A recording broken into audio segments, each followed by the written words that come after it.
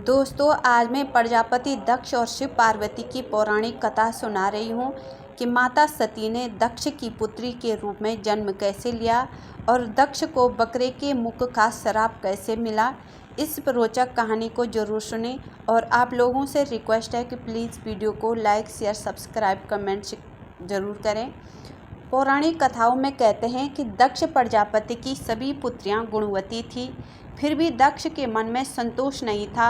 वे चाहते थे कि उनके घर में एक ऐसी पुत्री का जन्म हो जो सर्वशक्ति संपन्न हो, ऐसी सर्व विजयिनी हो। अतः दक्ष एक ऐसी ही पुत्री के लिए तप करने लगे। तप करते करते अधिक दिन बीत गए तो भगवती आद्या ने प्रकट होकर कहा कि मैं तुम्हारे तप से प्रसन्न हुई। तुम किस कारण तप कर रहे हो? दक्ष ने तप करने का कारण बताया तो माँ बोली, मैं स्वयं पुत्री रूप में तुम्हारे यहाँ जन्म धारण करूँगी। मेरा नाम होगा सती। मैं सती के रूप में जन्म लेकर अपनी लीलाओं का विस्तार करूँगी। फलतः भगवती आद्या ने सती रूप में दक्ष के यहाँ जन्म लिया। सती दक्ष की सभी पुत्रियों में सबसे अलौकिक थी। सती ने बाल्यावस्था में ही कई ऐसे अलौकिक आश्चर्यचकित करने वाले कार्य कर दिखाए हैं जिन्हें देखकर स्वयं दक्ष को भी विस्मयता होती रहती थी। जब सती विवाह योग्य हो गई तो दक्ष को उनके लिए वर की चिंता होने लगी। उन्होंने ब्रह्मा जी से इस विषय में परामर्श किया। ब्रह्मा जी ने कहा, सती आद्य की अवतार है। आद्य आदि शक्ति और शिव आदि पुरुष हैं। अतः सती के विवाह के लिए शिव ही योग्य और उचित वर हैं। दक्ष ने ब्रह्मा जी की बात मानकर सती का विवाह भगवान शिव के साथ कर दिया। सती कैलाश में जाकर भगवान शिव के साथ रहने लगी।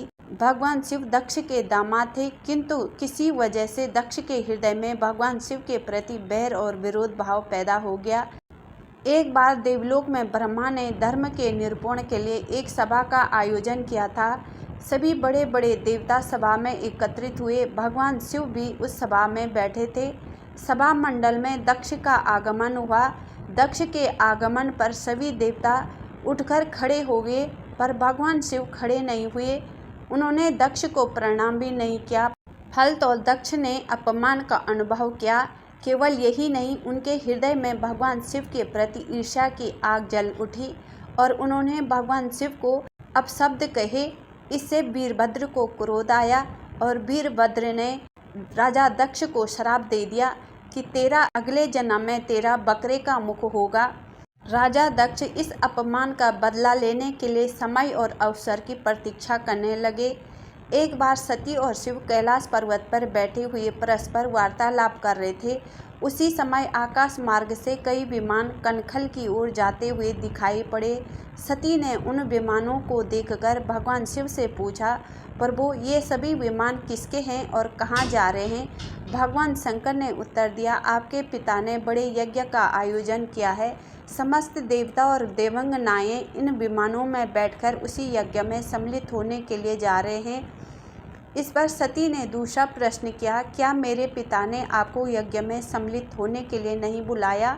भगवान शंकर ने उत्तर दिया, आपके पिता मुझसे बैर रखते हैं, फिर वे मुझे क्यों बुलाने लगे? सती मन ही मन सोचने लगी कि फिर बोली, यज्ञ के इस अवसर पर अवश्य मेरी सभी बहनें आएंगी। उनसे मिले हुए बहुत दिन हो गए। यदि आपकी अनुमति हो तो मैं भी अपने पिता के घर जाना चाहती हूँ। यज्ञ में सम्मिलित हो लूँगी और बहनों से भी मिलने का सुअवसर मिलेगा। भगवान शिव ने उत्तर दिया, इस समय वहाँ जाना उचित नहीं होगा। आपके पिता मुझसे बैर रखते हैं। हो सकता है वे आपका भी अपमान करें। बिना बुलाए किसी के घर जाना उचित नहीं होता है। इस पर सती ने प्रश्न किया, ऐसा क्यों? भगवान शिव ने उत्तर दिया, विवाहिता लड़की को बिना बुलाए पिता के घर नहीं जाना चाहिए, क्योंकि विवाह हो जाने पर लड़की अपने पति की हो जाती है। पिता के घर से उसका संबंध एक बेटी का रहता है। लेकिन सती पिहर जाने के लिए हठ करती रही, अपनी बात बार बार दोहराती रही। उनकी इच्छा देकर भगवान शिव ने पिहर जाने की अनुमति दे दी। उनके साथ अपना एक गण भी भेज दिया। उस गण का नाम वीरभद्र था। सती वीरभद्र के साथ अपने पिता के घर गई। घर में सती से किसी ने भी प्रेम पूर्वक वार्तालाप नहीं किया। दक्ष ने उन्हें देखकर कहा, तुम यहाँ क्यों आई? अपना अपमान करने आई हो? अपनी बहनों को तो देखो, वे किस प्रकार भांति भांति के अलंकारों और सुंदर वस्त्रों से सुसज्जित हैं। तुम्हारे शरीर पर मात्र वागंबर है। तुम्हारा पति शमशानवासी और भूतों का नायक है। वह तुम्हें वागंबर छोड़कर और पहना भी क्या सकता है? दक्ष के कथन से सती के हृदय में पश्चाताप का सागर उमड़ पड़ा। वे सोचने लगे कि उन्होंने यहाँ आकर अच्छा नहीं किया। भगवान ने मना कर दिया था, बिना बुलाए पिता के घर नहीं जाना चाहिए, पर अब तो आ गई हूँ, क्या कर सकती हूँ। पिता के कटु और अपमानजनक शब्द सुनकर सती मौन रही। वे उस यज्ञ मंडल की तरह जलती रही, अग्नि में आहुतियाँ डालती जा रही थी। सती ने यज्ञ मंडप में सभी देवताओं के तो आसन देखे, लेकिन भगवान शिव का आसन कहीं भी नहीं देखा। वे भगवान शिव का भाग न देखकर अपने पिता से बोली, पिताजी, यज्ञ में तो सबके भाग दिखाई दे रहे हैं, किंतु कैलाशपति का आसन नहीं दिखाई दे रहा है। आपने उनका आसन क्यों नहीं रखा? दक्ष ने गर्व से उत्तर दिया, मैं तुम्हारे पति शिव को देवता नहीं समझता। वह तो भूतों का स्वामी, नग्न रहने वाला और हड्डियों की माला धारण करने वाला है। वह देवताओं की पंक्ति में बैठने योग्य नहीं है, उसे कौन भाग देगा? सती के नेत्र लाल हो उठे। उनका मुखमंडल पल्लव के सूर्य की भांति तेजोदीप्त हो उठा। उन्होंने पीड़ा से तिल मिलाते हुए कहा, ओहो, मैं इन शब्दों को कैसे सुन रही हूँ? मुझे धिक्कार है। देवताओं, तुम्हें भी धिक्कार है। तुम भी उन कैलाशपति के लिए इन शब्दों को कैसे सुन रहे हो, जो मंगल के प्रतीक हैं और जो क्षण मात्र में संपूर्ण सृष्टि को नष्ट करने की शक्ति रखते हैं। वे मेरे स्वामी हैं। नारी के लिए उसका पति ही स्वर्ग होता है।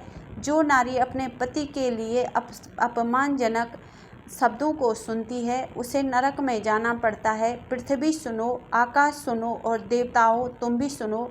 मेरे पिता ने मेरे स्वामी का अपमान किया है। मैं अब एक क्षण भी जीवित रहना नहीं चाहती।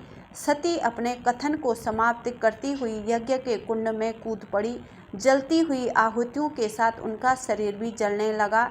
यज्ञ मंडप में खलबली पैदा हो गई, हाहाकार मच गया। देवता उठकर खड़े हो गए। वीरभद्र क्रोध से कांप उठे। वे उछल उछलकर यज्ञ का विध्वंस करने लगे। यज्ञ मंडप में भगदड़ मच गई। देवता और मुनि श्रेष्ठ बाग खड़े हुए। वीरभद्र ने देखते ही देखते दक्ष का मस्तक काटकर फेंक दिया। समाचार भगवान शिव के कानों में भी पड़ा। वे प्रचंड आंधी की भांति कनखल जा पहुँचे।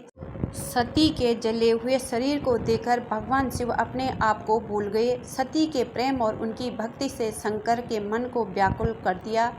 भगवान शिव ने उन्मत्त की भांति सती के जले हुए शरीर को अपनी बाहों में रख लिया। वे सभी दिशाओं में भ्रमण करने लगे।